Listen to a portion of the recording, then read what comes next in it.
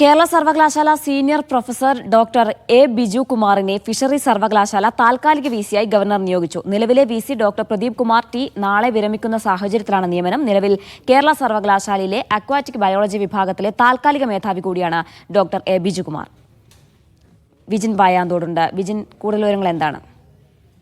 ജീന, നിലവിലെ vice chancellor doctor Pradeep Kumar നാളെയാണ് വിരമിക്കുന്നത്. ഈ സാഹചര്യത്തിലാണ് ഗവർണർ പുതിയ താൽക്കാലിക വൈസ് ചാൻസലറായി ഡോക്ടർ ബിജുകുമാറിനെ നിയമിച്ചുകൊണ്ടുള്ള താൽക്കാലിക വൈസ് ചാൻസലറായി നിയമിച്ചുകൊണ്ടുള്ള ഉത്തരവ് അല്പസമയം മുമ്പ് പുറത്തിറക്കിയത്. നിലവിൽ കേരള സർവകലാശാലയിലെ അക്വാട്ടിക് ബയോളജി വിഭാഗത്തിലെ താൽക്കാലിക മേധാവി കൂടിയാണ് ഡോക്ടർ ബിജുകുമാർ. എന്തായാലും നിലവിൽ ഈ KTU അതുപോലെ തന്നെ സാങ്കേതിക സർവകലാശാലകളുടെ വൈസ് ചാൻസലർ നിയമനം ഉൾപ്പെടെ സർക്കാർ നൽകുന്ന ലിസ്റ്റിൽ നിന്ന് തന്നെ നടത്തണം എന്നുള്ള കാര്യം കഴിഞ്ഞ ദിവസങ്ങളിൽ ഹൈക്കോടതി വിധി വന്നിരുന്നു. അതിന്റെ അടിസ്ഥാനത്തിലുള്ള നടപടികൾ ഒക്കെ പുരോഗമിക്കുകയാണ്. അതിനിടയിലാണ് നിലവിൽ ഇപ്പോൾ വൈസ് ചാൻസലർ ഒഴിവാകുന്ന ഒഴിവിലേക്ക് ഫിഷറീസ് സർവകലാശാലയ്ക്ക് പുതിയ താൽക്കാലിക VC നിയമിച്ചുകൊണ്ടുള്ള ഉത്തരവ് ഗവർണർ ഇറക്കിയിരിക്കുന്നത്.